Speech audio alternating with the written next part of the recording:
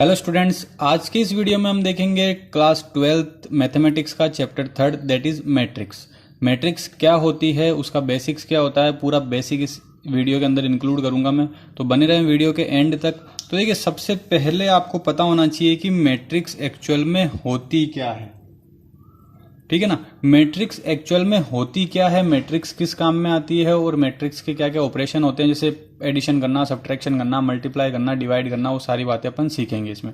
तो देखिए, मैट्रिक्स सबसे पहले होती क्या, व्हाट इज मैट्रिक्स, वो मैं आपको बताऊंगा कि व्हाट इज मैट्रिक्स, इसमें क्या होता है, मैट्रिक्स होती क्या एक्चुअल में। ठीक है, जैसे सपोज करिए तीन लोग हैं, एक ए है, एक बी है, एक सी है ना। इनके पास कुछ लाइबिलिटीज हो सकती है, कुछ एसेट्स हो सकते हैं। ठीक है, जैसे मान लेते हैं ए के पास कुछ ना कुछ हाउस है, कार है, बाइक है, ऐसे ही बी के पास कुछ हाउस है, कार है, बाइक है, ऐसे ही सी के पास कुछ हाउस है, कार है या बाइक है।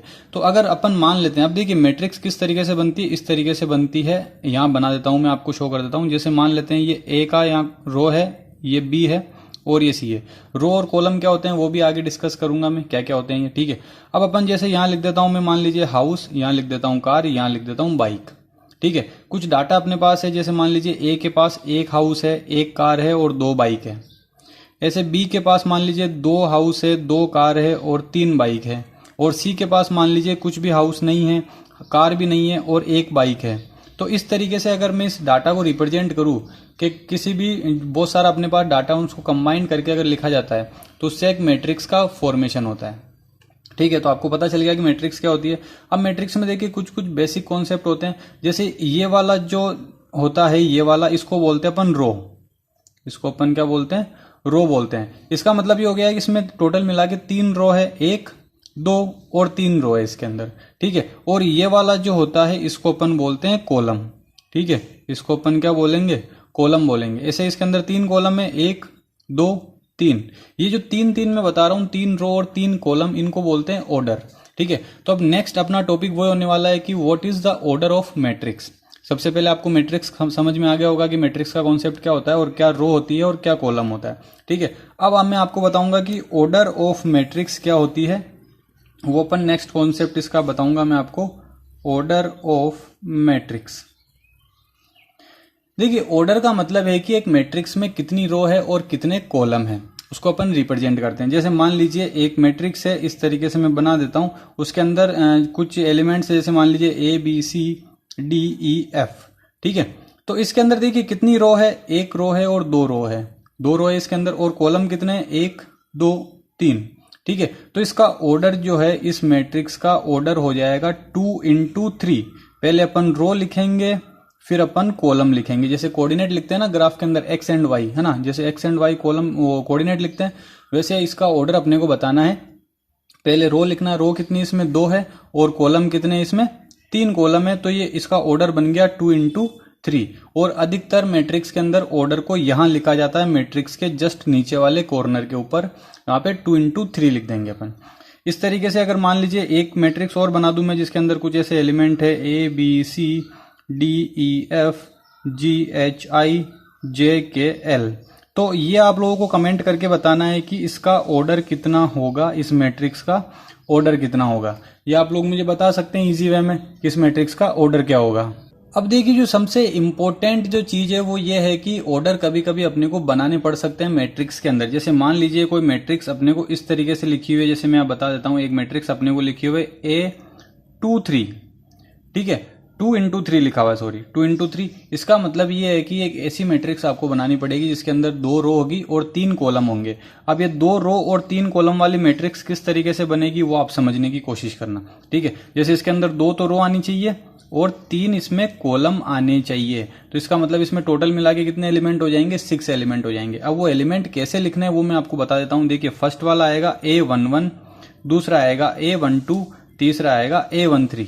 ठीक है, ऐसे ही ये वाला आएगा 2 1, ये आएगा 2 2, ये आएगा 2 3। जैसे आगे वाला रिप्रेजेंट करता है रो को, तो फर्स्ट रो में बात कर रहे हैं तो 1 1 1 फर्स्ट रो में, और फर्स्ट रो के तीन कॉलम आ गए 1 2 3।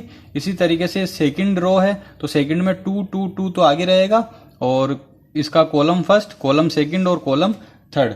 तो इस तरीके से आपको एलिमेंट को रिप्रेजेंट करना भी आना चाहिए कि कोई मैट्रिक्स आपको गिवन है तो उसके एलिमेंट को कैसे रिप्रेजेंट करते हैं।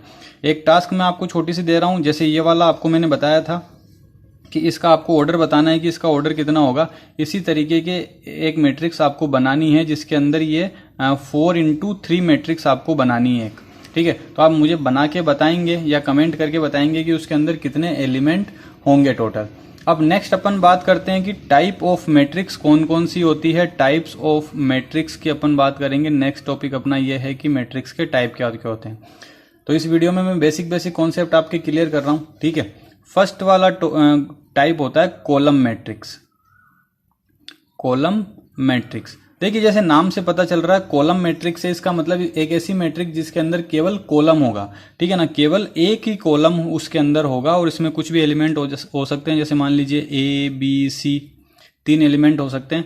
तो ये कॉलम मैट्रिक्स हो गई क्योंकि इसके अंदर एक ही कॉलम है। कॉलम इसके अंदर एक ही है, रो भले ही कितनी भी हो सकती है। देखिए 3 रो है इसके अंदर। तो कॉलम मैट्रिक्स का मतलब जिसके अंदर कॉलम एक ही होगा। सेकंड अपन बोल सकते हैं रो मैट्रिक्स, ठीक है ना। रो मैट्रिक्स का मतलब है कि एक ऐसी मैट्रिक्स जिसके अंदर केवल एक रो होगी, कॉलम चाहे कितने भी आप बना सकते हो, ठीक है ना। इसके अंदर केवल एक रो होगी, कॉलम इसके अंदर 3 बन चुके हैं, ठीक है। तो ये 2 टाइप के मैट्रिक्स हो गई। मैट्रिक्स का थर्ड टाइप आता है स्क्वायर मैट्रिक्स। तो देखिए स्क्वायर मैट्रिक्स जैसा कि आपको नाम से पता चल रहा है कि स्क्वायर मैट्रिक्स का मतलब है कि जैसे स्क्वायर होता है ना, अपनी ज्योमेट्री में स्क्वायर होता है, वैसे ये स्क्वायर का मतलब है कि नंबर ऑफ रोज जो होंगी इसमें वो नंबर ऑफ कॉलम के इक्वल होगी।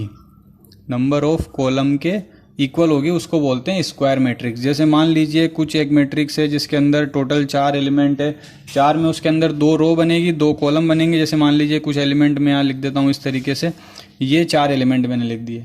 तो इसके अंदर देखिए 2 ही रो है और 2 ही कॉलम है। इसका मतलब ये क्या हो गई, एक स्क्वायर मैट्रिक्स हो गई।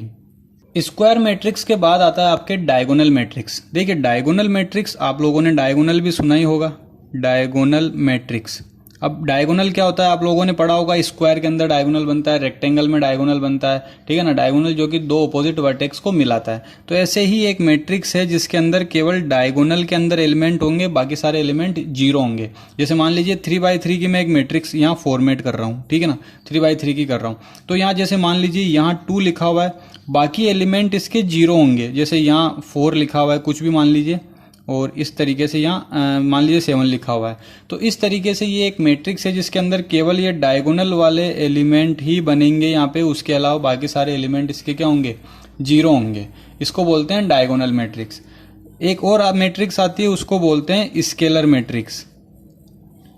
स्केलर मैट्रिक्स का मतलब होता है कि जो डायगोनल मैट्रिक्स है ना, उसके सारे एलिमेंट सेम होने चाहिए। सेम होने का मतलब है जैसे मान लीजिए ये बनेगी तो डायगोनल जैसी, जैसे यहाँ अगर 2 लिखा हुआ है तो इसके सारे एलिमेंट 2 ही लिखे हुए आने चाहिए, कुछ चेंज नहीं आना चाहिए। तो इसको बोलते हैं स्केलर मैट्रिक्स, जिसके डायगोनल में एलिमेंट सेम होता है, उसको बोलते हैं scalar matrix.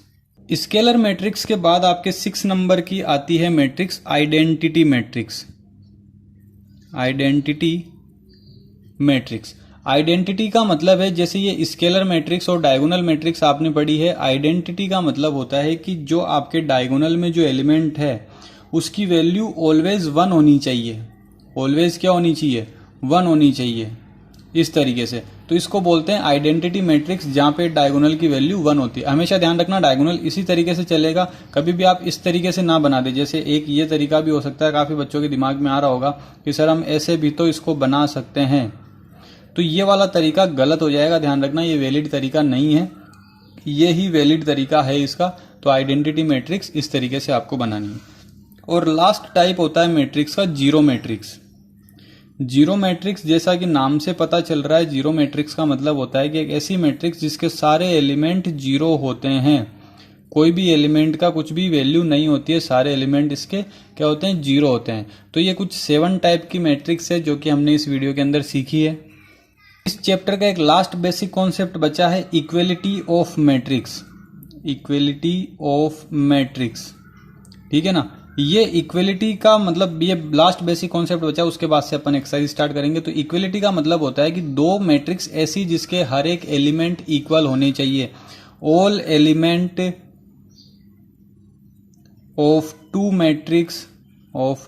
matrix are equal and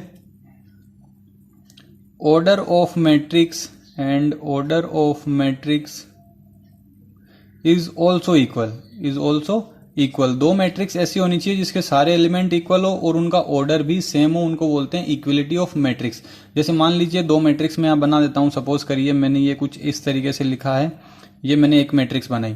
अब अगर दूसरी मैट्रिक्स को इसके इक्वल करना है तो सेम टू सेम ऐसा ही लिखना पड़ेगा मुझे, तब होता है ये इक्वलिटी ऑफ मैट्रिक्स, क्योंकि इसके जितने भी एलिमेंट है वो सारे सेम है। देखिए 3 की जगह 3 आ रहा है, 4 की जगह 4 आ रहा है, 7 की जगह 7 और 9 की जगह 9, और ऑर्डर भी इसका सेम है। ये 2 इंटू 2 की मैट्रिक्स है तो ये भी 2 इंटू 2 की ही मैट्रिक्स है। ऐसा नहीं है कि ये 2 इंटू 3 की होगी, ये 2 इंटू 4 की होगी, ऐसा नहीं हो सकता।